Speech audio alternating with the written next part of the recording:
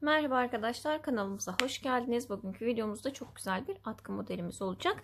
Ben atkımı yaparken şöyle ihraç fazlası batik bir ip kullanacağım. Kalınlığı bu şekilde, yaklaşık olarak 100 gramda 180 ila 200 metre civarı diye tahmin ediyorum. İhraç fazlası olduğu için üzerinde herhangi bir metraj bilgisi yok arkadaşlar. Tığ olarak da 4,5 milimlik bir tığ aldım. İpime uyumlu olacağını düşündüğüm için. Anlatıma geçmeden evvel, eğer ki kanalımıza abone değilseniz abone olarak bizlere destek olmanızı rica edeceğim. Ve ardından hemen anlatıma başlayacağım. Başlangıç olarak ilmeğimizi attık. Sonrasında zincir çekeceğiz. Alt zincirde gayet rahat çekmeye gayret edelim ki ördüğümüz atkı kullanışlı olsun. Alt kısmı kasmasın. Alt zincir önemli. Rahat öremeyen, yani sıkı olan, elinin örgüsü sıkı düşen arkadaşlar, tığ numarasını ipin kalınlığına göre bir numara daha büyük kullanmanızı tavsiye ederim. Çünkü tığ işi örgülerde, özellikle böyle atkı gibi hani biraz daha salaş, rahat durduğunda daha hem kullanışlı hem güzel olacak örgülerde rahat örmek, gevşek örmek her zaman çok daha iyidir. Eğer bunu elinizle ayarlayamıyorsanız da tığ numaranızı büyük tutmanızı tavsiye ederim. Hemen başlangıçta ilk tavsiyemizi verdikten sonra da şöyle başlayalım. Göz kararı çekeceğim zincirimi, sayı vermeyeceğim. Ne şekilde ayarlayacağımızı hemen anlatacağım birazdan. İster çocuklar için, ister yetişkinler için uyarlayabileceğiniz bir model. Şöyle bir miktar zincir çektim, ben saymadım, gördüğünüz gibi konuşurken göz kararı çektim. Tahmini olarak şöyle yeter diye düşünüyorum ama biraz zikzaklı bir başlangıç, emin olamadım. Yine şöyle fazladan atalım, çıkarması kolay ama eklemek mümkün değil, tekrar sökmeyelim. Şöyle zincirimi çektikten sonra başlangıç kısmında arkadaşlar ipimizi saralım. Geriye dönüyorum. 1, 2, 3, 4, 5.'ye batıyorum. İlmeğimi çıkardım. 5. zincirden ilmeğimi çıkardım. Hafif uzattım ilmeğimi. 2 ilmeği birlikte, 2 ilmeği birlikte çıkardım tığımdan. Tekrar ipimi doladım. Hemen battığım zincirin yanındaki zincirden tekrar ilmek çıkarıp hafif uzattım. 2 ilmeği bir, 2 ilmeği bir çıkararak ikili trabzan yapıyorum ama rahat bir şekilde. Aynı işlemi tekrar ediyorum bir kere daha. Burada üçlü trabzan da yapılabilir aynı boyutta, fakat üçlü trabzanla çok daha sıkı olur. Bu şekilde alt ilmeği uzatarak ikili trabzan yaptığımızda daha yumuşak, daha kullanışlı bir örgü elde edeceğiz. Hemen burada zincir ya da sarma bir şey yapmadan yandaki zincirden devam ediyoruz. 1, 2, 3. zincire battım. Bir sık iğne yaptım. 1, 2, 3 tane zincirimi çektim. Tekrar ipi üzerine sardım. Hemen yanındaki zincirden bir trabzan, yanındaki zincire bir trabzan ve yanındakine bir tane daha, 3 tane daha trabzan yaptım. Zincirle birlikte 4 trabzan görünümünde oluyor. Hemen yanından devam ediyorum. 1, 2, 3. zincire batıyorum. İpi üzerine falan almadan, zincir çekmeden bu şekilde batıp ilmeği çıkardım. İkisini bir kapattım. Hemen 3 zincir çektim. Tekrar aynı işlemi tekrar ede istediğimiz genişliğe ulaşana kadar devam edeceğiz.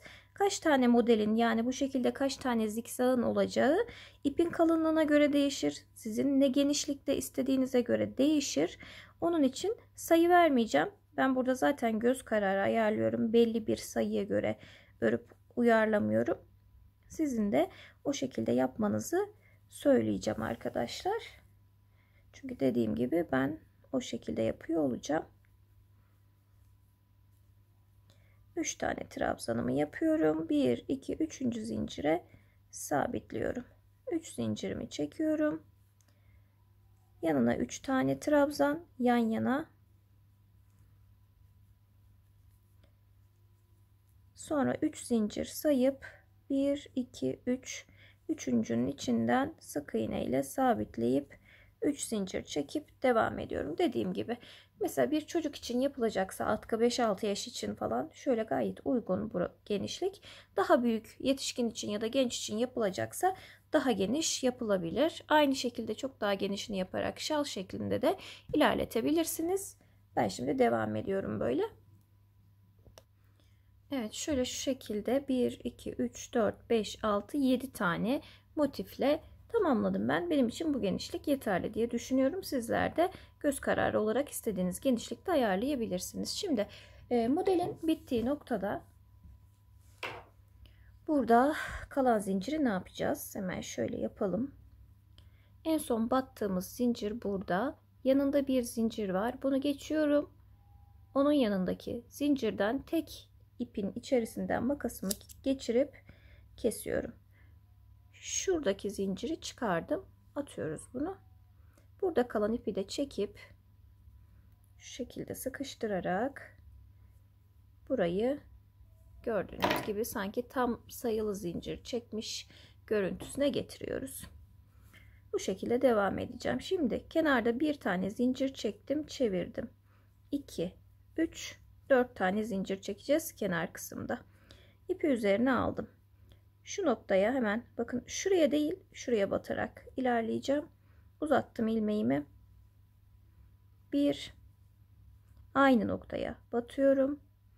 2, tekrar ipi üzerine aldım. 3 tane trabzanımı yaptım. Aynı boşluğun içine. 3 trabzanımı yaptım. Hemen zincir falan çekmeden şuradaki, şöyle göstereyim. Burada zincir boşluğumuz var diye ilk 3 zinciri çektiğimiz noktadan ilmeği çıkardım. Sık iğne ile sabitledim. 1 2 3 zincir çekiyorum. Sadece kenarlarda 4 zincir çekeceğiz. Buradaki zincirlerimiz 3 tane. İpi tekrar üzerine aldım. Yine buradaki boşluğun içerisinden 1 2 3 tane trabzanımı yapıyorum. Bir sonraki trabzanlarımın başındaki bu üçlü zincirin içinden sabitliyorum. Tekrar 3 tane zincirimi çekiyorum ve yine aynı işlemi tekrar ediyorum. Bu şekilde devam edecek artık modelimiz. Sıranın sonuna kadar bu şekilde ilerleyelim.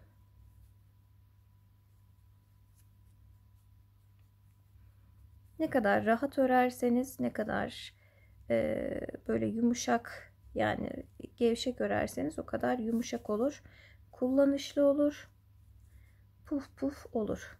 İpin kalınlığına göre de tabii ki örmek önemli. Çok daha kalın iplerde hem kalın tığ kullanın hem de rahat örmeye gayret edin arkadaşlar. Kullanım açısından çok daha güzel sonuçlar elde edersiniz bu şekilde. Ben devam ediyorum. Şimdi burada köşe, yine şu sıra sonunu birlikte dönelim yeni sıraya. Sonrasında zaten modelimizin gidişatı aynı şekilde ilerleyecek. Hem çok kolay hem güzel, gösterişli, kullanışlı, ister bebek ister çocuk, genç, yetişkin, herkes için yapabilirsiniz. İstediğiniz renklerde kadın erkek fark etmeden örebilirsiniz. Evet, şöyle sıranın sonuna geldik. Burada yine zincirin içinden sık iğnemi yapıyorum. Bir tane zincir çektim, çevirdim. 1 2 3, en baştaki ile birlikte 4 oldu. Yine ipi tığımın üzerine alıp zincirin olduğuna değil, hemen bir önceki boşluktan sık iğne trabzan tepesinden batıyorum. İlmeğimi aldım. Yine buraya 3 tane trabzanımı yapıyorum. Sonrasında zincir boşluğundan sabitliyorum. 3 tane zincirimi çekiyorum ve aynı şekilde devam ediyorum arkadaşlar. Bu şekilde ilerleyeceğim ben. Ortalama olarak 1.60-1.70 civarı örülebilir. Ama tabii ki uzun ya da kısa kişisel tercihlere göre değişir. Ama en az 1,5 metre civarı örmenizi tavsiye ediyorum ki rahat kullanılsın.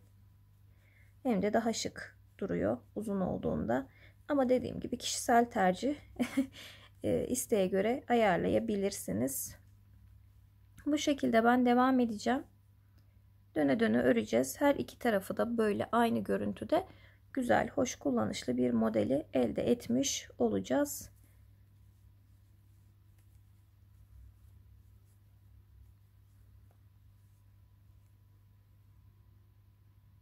Evet, şöyle son kısma geldim. Artık burada sonlandıracağım ben atkımı.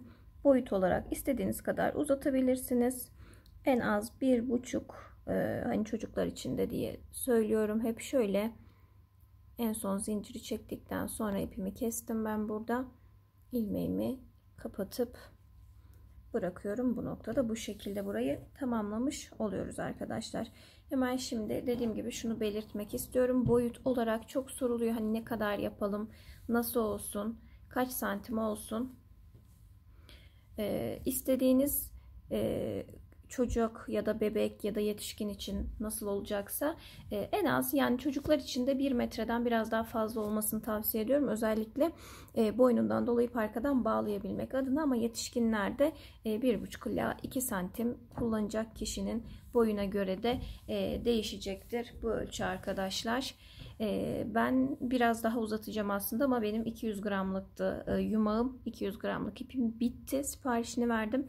O gelene kadar bekletmek istemedim videoyu. Zaten aynı şekilde bırakıp bitireceğimiz için bunun en az bir yarısı kadar daha öreceğim ben.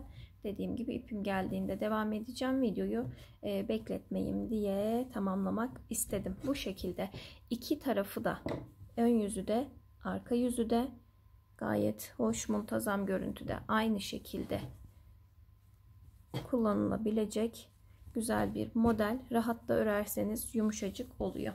Kenar kısmının zigzaglı olması sebebiyle bu şekilde kullanılabilir. Sadece uç kısımlarına, eğer çocuklar için hazırlamışsanız pompon yerleştirebilirsiniz, ya da uç kısmına yine püskül yapılabilir arkadaşlar. Püskül yapımını da soran arkadaşlar oluyor. Daha önceki bir atkı videomuzda aslında kısacık belirtmiştim, ama yine şurada da göstermek istiyorum. Hemen biten ipime bakın. Uygun şekilde ne kadar istiyorum uzunluğunu, bu kadar. Bunun sabit bir ölçüsü yok. Tamamen görsel zevkinize kalmış olarak ilerleyebilirsiniz.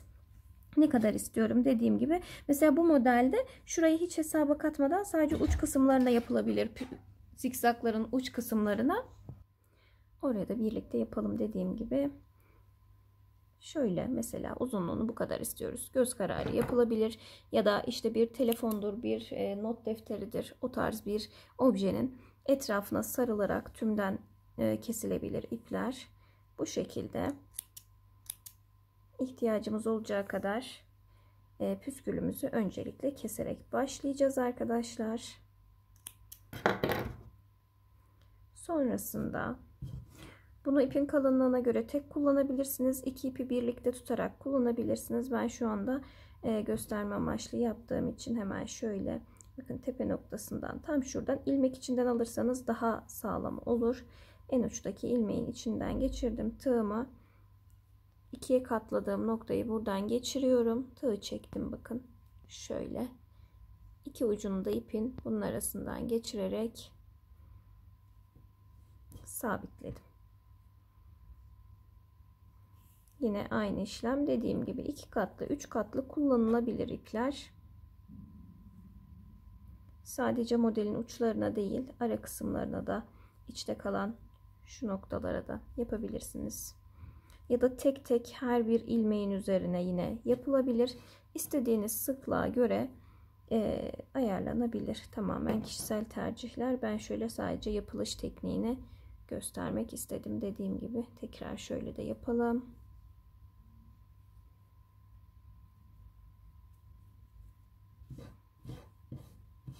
Ve göstermiş olalım. Püsküllerimiz de bu şekilde oluşmuş olacak arkadaşlar. Umarım faydalanabileceğiniz bir anlatım olmuştur. Model olarak gerçekten tavsiye edebileceğim hem kız hem erkek çocuklar için hem de yetişkinler için kullanılabilecek güzel, kullanışlı, görsel olarak da hoş bir model. Çünkü iki tarafı da aynı. Evir çevir kullan, hiçbir farkı yok her iki tarafında. Gayet hoş görünümlü. Yapacaklara kolaylıklar diliyorum. Videolarımızın devamlılığı için beğenip yorumlarınızla desteklemeyi lütfen ihmal etmeyin.